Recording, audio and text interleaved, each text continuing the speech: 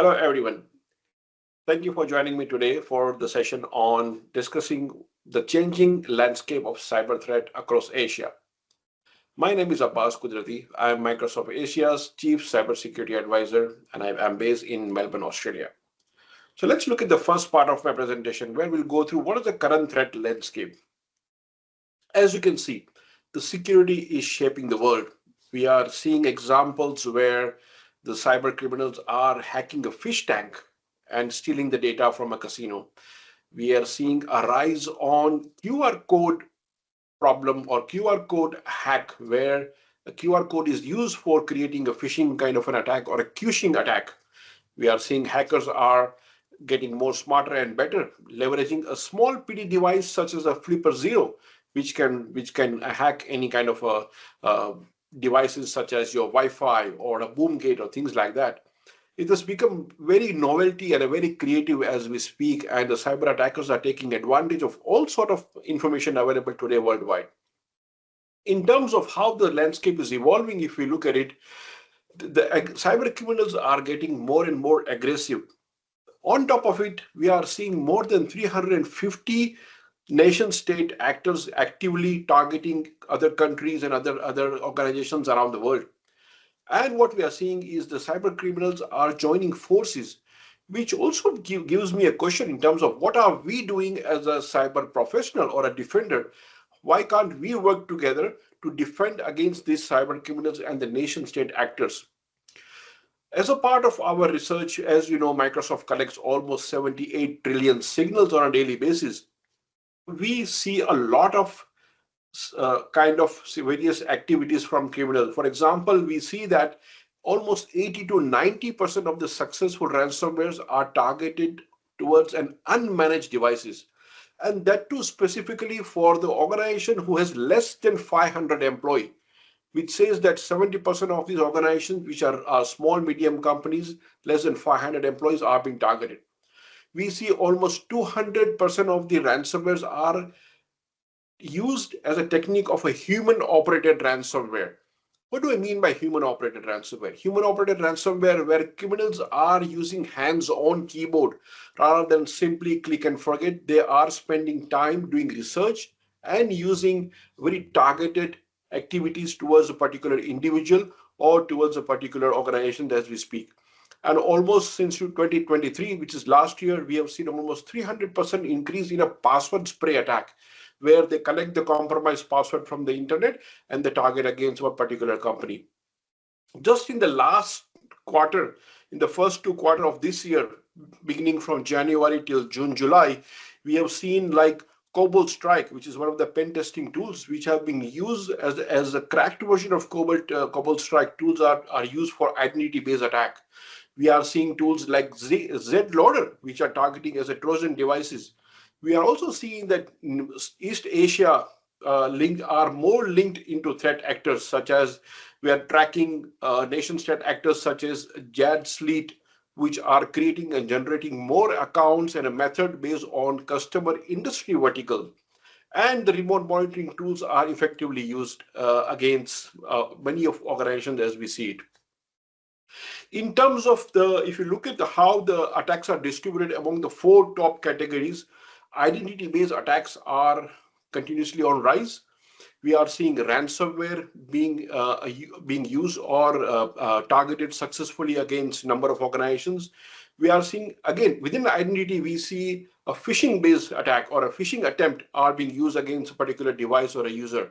And within that, a business email compromise also holds almost 4% of the activity. But the number one is identity, which also says that we need to think about how we can leverage multi-factor authentication as one of the key control against our ecosystem, what we have within our IT or a cybersecurity landscape. This is more from a general Asia chart point of view. Of course, you don't see ANZ in the region because there are not much. ANZ is not among the top list of countries. However, China, Taiwan, Hong Kong, Philippines, Thailand, these are some of the, according to our threat intel, are the most targeted countries we see within the Asia Pacific. And if you look at the global view, starting from Europe, number 1 country, by all means, Ukraine. We all know what's happening in the Ukraine and Russia war. 33% of the attacks are in the Ukraine, in the European side. In the Middle East, of course, no-brainer.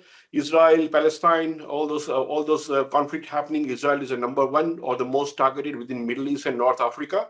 In Asia, its number one is Korea, followed by Taiwan and India. Australia at number six, what we see it. If we deep dive into the industry vertical side, IT, information technology, takes 23% of the coverage in terms of most targeted industry in the last 2 quarters of 2024. Now you may think, why IT? Well, the number one reason why IT is targeted is because we have a supply chain attack. If any big IT company, which you may be leveraging them as a service provider, if they are being targeted, the number of customers which could be impacted could be a catastrophic. And hence, number one targeted industry is IT, followed by consumer and retail. Third is education, and the fourth is the financial sector as we speak. If you look at within IT, we see United States as a number one country, followed by China and Israel as a number three country from the IT industry target. And within that IT industry, 10% of the attacks are targeted against a ransomware. 1 out of 10 threat groups targeting IT sector, which includes mostly one of the biggest technique they use is a ransomware as we speak. We touched upon IT. Now quickly look at in terms of consumer. If you look at consumer, US number one, UK number two, and Israel as a number three. And if you go to the third one, which is the education sector, we see again United States as a number one, Israel number two, and the UK as a number three country or number third country in terms of the third industry targeted, which is education. So that is more from the type of attacks and type of countries ranking as well as industry. But recently I was going through IBM cost of data breach report, and I was kind of a surprise in terms of the cost of a data breach. We see 4.88 million is an average cost in the United States dollar. 4.88 is an average cost of a data breach. But if you look at one interesting number, United States US dollar 2.2 million is a cost saving if you are leveraging AI as a prevention mechanism. So if you are leveraging AI in your cybersecurity, for example, things like Copilot for security or Office 365 as such, or you are leveraging any kind of AI-based system in your environment, your cost is reduced almost to half or more than half. From 4.8 million cost, it reduces to almost 2.2 million. But still, it's a big amount, right? And I was looking at the Verizon data breach investigation report in terms of top three technique, which again reiterates credential theft, phishing, and exploitation, which again goes back to the same identity-based attacks are continuously on an increase as we speak. Now to the next part of my presentation, I want to focus and highlight which are the top nation-state actors who are very actively operating within the region, within the Asia region as we speak. So number one, in no order of priority or ranking, which is called a nation-state actor called Citrine Sleet, which is coming from North Korea. Their primary target is the financial institutes, and particularly those who are individual managing the cryptocurrency. So their favorite part is the cryptocurrency things. And we are seeing they conduct a lot of reconciliation in terms of identifying the industry which are operating in the cryptocurrency field, or any kind of individual who is involved in cryptocurrency as a business as such. Next one we see from China, we call it Twill Typhoon. They use techniques such as spear phishing, targeting individuals. They target government agencies and their services. They target non-government agencies, especially in the Central Asia, Eastern Europe, North America, and a lot of Southeast Asian countries as well, including the Western Europe, right? So what we need to understand here is how they are executing those kind of policies and using the techniques such as PowerShell scripting within their environment. The third one is Secret Blizzard. Anything with a blizzard is from Russia. Now, they also use a lot of infrastructure-based attack targeting Ukraine. Their primary target is foreign affairs ministries, Ministry of Defense, embassies, government offices, and whatnot. And they conduct a lot of long-term access. They do a lot of research behind the scene before they target, very extensive research, hands-on keyboard kind of a thing, and then they deploy the backdoor towards those government agencies. Next one is a Storm 1930. Now this group is in development. However, their primary target is mostly the proxy botnet services. Almost 19 million compromised IP addresses they leverage, both for residential, which is a single user or home users, and commercial, as well as across 190 such countries. So which is something very, I would say, to watch out for.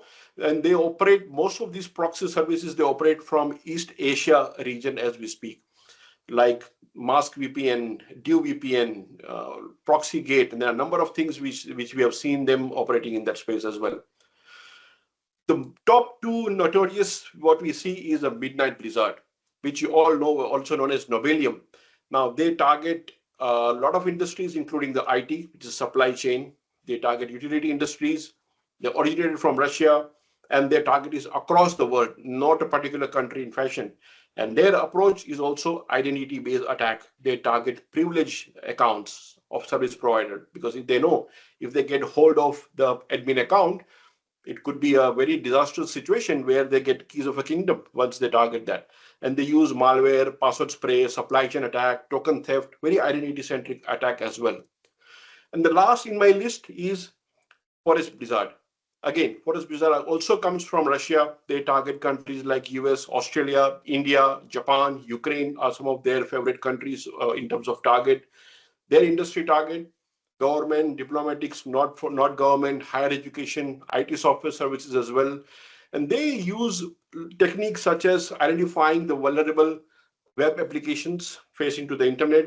They use techniques such as automated password spray and brute force attack, using services such as Tor to hide their IP addresses behind the scene. And once they get hold of one of the account in the environment, they target the on-prem, and then from on-prem, they also target the cloud environment of our customers as well. So something to watch out from these ones. But having said that, I touched upon, if you remember, the IBM cost of data breach, AI. Absolutely, AI is something which we have to watch out, because the way we as a defender are thinking about using of artificial intelligence, cybersecurity trends is also improving in terms of more than by 2025, we are going to see that AI-based frauds are going to increase as well. So if you look at things like 85% of the rise of cyber attack in the last 12 months is because of the bad actors or the nation state actors, or the bad actors are leveraging services like Gen AI. They are using these kind of AI technology for creating a malware. You have seen examples such as Evil GPT, Worm GPT, Wolf GPT. There are a number of services we have seen which they can create a malware or a viruses using the AI and then target it. As a matter of fact, there are 4 key nation state actors who are already leveraging these services. For example, Russia, Forest Blizzard, they use it, large language model for satellite communication protocol hijacking. North Korea, they use it for social engineering attack. Iran, they use it for creating the scripts and trying to create a phishing email. China, for example, Charcoal Typhoon, they use it for translation services. So already the way defenders and the way we are thinking of leveraging AI to defend our environment, we have to think through in terms of how these attackers are getting creative and leveraging these as well. Next part I want to touch upon, we touched upon in terms of various threats, countries, threat actors. I want to focus on 2 or 3 areas. What are they using it? I touched upon the kind of scriptings and things like that. However, within the ransomware, these are some of the top groups: Ransomware Hub, Meow, or the Play as we call it, such as nation state actors or the active ransomware operator which are linked towards the attacks are Pistachio. I touched upon quite a few in my previous slide, but there are many more who are leveraging ransomware as, I would say, the key device or a key tool or a key approach or one of the method of targeting various industry as we speak. And within that, if you look at ransomware as an identity control, once they got hold of, once they target using ransomware, We see almost Azure Active Directory, on-prem Active Directory, privilege account, these kind of things. The immediately target is their number one target is on identity. I keep stressing about enough about identity, and within that, if you look at it, the various types of infrastructure which are compromised because of identity attack, we see token theft, we see phishing, SIM hijacking, MFA fatigue, then we see a breach replay, password spreads. These are the very, very common identity-based attack we are watching because of the kind of things which these nation-state attack actors are following as we speak. Apart from this various method, we have also seen things like cloud identity abuse, using phishing, using brute force, trying to use a VPN for getting onto on-premises, doing reconciliation of a mailbox, the SharePoint folders, the file folders, and whatnot. Second one we see using a golden SAML attack technique as well. So golden SAML attack is where they refer to where threat actors will kind of impersonate or bypass your legitimate authentication infrastructure. For example, trying to gain access to your, trying to get access to a particular account and then elevate it themselves into the privilege account and create a persistence and a continuous access in your environment. This is another technique nation state actors are using.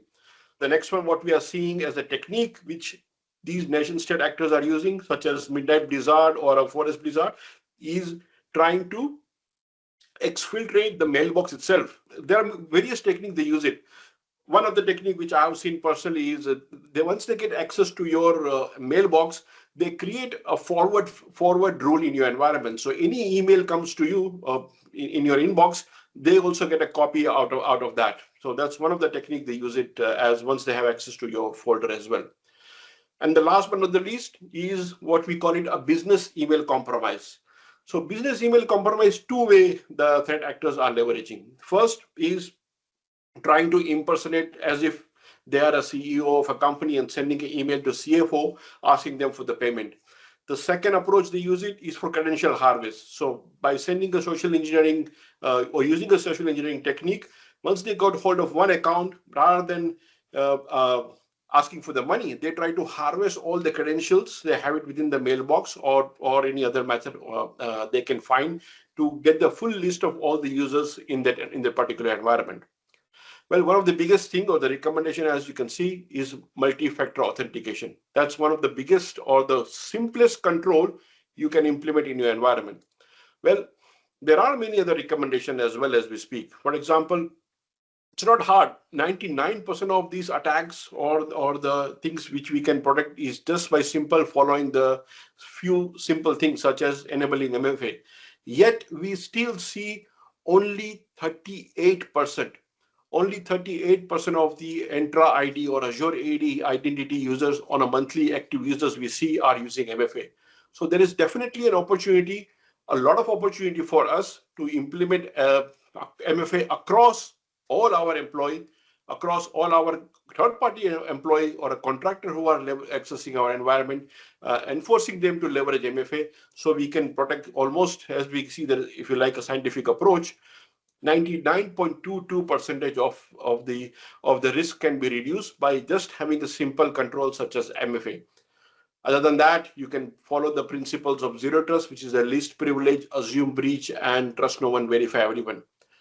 Next one is making sure you leverage an XDR or anti-malware protection on your endpoint, making sure you are keeping the patch or up to date, all the services are up to date and all the patches are properly implemented, systems are up to date, and having a good scheme of classification and protecting your data, because data at the end of the day, what is the threat actors behind? They want to take away the copy of your data and then either encrypt the data or sell them in the dark web. So definitely, but if you don't have a good visibility what data you have, it will be very hard for you to implement the protection as well as we speak. And leveraging AI for our advantage, the way we discuss how attackers are leveraging this AI, we as a defender also needs to focus on how we can leverage this AI, the large language model, by leveraging this technology on our end so that we can go head on hand and protect our environment against those sophisticated and advanced nation state actors who are leveraging this kind of technology. But one more thing which I want to highlight is incident response plan. We can't stress much upon that. We always focus on security things, but this is something to think about. Take a step back of apart from everything you do in your environment, from technical control, monitoring, endpoint, antivirus, MFA, and whatnot. Do you have the good incident response plan? Because we have seen some of the incidents in past in recent time where not having the right security contact could be a biggest impact. You are not able to reach out to your vendor or service provider. We don't know who are the key decision maker in case when you have to announce a particular disaster or a particular incident in your environment. What is the current escalation method? Do we have the log location or the pathway in a centralized? Do you have the detail about the regulatory or the legal impact which could be impacting your business as such? What is the current resiliency plan? So use this as a basic high-level checklist to understand what kind of incident response to the crisis management plan do you currently have or you can follow in your environment. Last but not the least, in terms of further recommendation, because I touched upon heavily on a lot of nation-state actors, understand the strategic priority. What is Russia trying to do? What is Iran? What is China trying to do? What is North Korea? Why they are targeting these high-value data targets which are against them? So understand their approach, or is there a geopolitical tension among this country? Understand the strategic priority. Continuously assess your threat landscape by looking at your environment, by looking at your critical infrastructure. What is exposed on the internet? Have you done some kind of an external attack surface management review? What do you have, or what kind of information are already available publicly in that space? Now think about creating a proactive cybersecurity strategy. Don't be rigid in terms of, okay, I have a 4 years or a 3 years plan and I'm going to follow on that. Make sure your plan is being reviewed every year and be agile in that fashion as well. Assign the right roles and responsibility to your team, and making sure the last but not the least, as I said in the beginning, IT industry is the number one. So making sure your third-party contractors you conduct a regular due diligence study on your third-party vendors and third-party contractor as such. Now, it won't be fair if I don't talk about a little bit on the how Microsoft is helping. As you know, Microsoft has a number of platform. We believe in a platform approach where our solutions are divided into 6 various categories, such as our SIM, which is Microsoft Sentinel, our XDR, which is a Defender, our Purview and Priva, which is our privacy and risk management solutions, our Intune, which is device management, our Entra, which is our identity.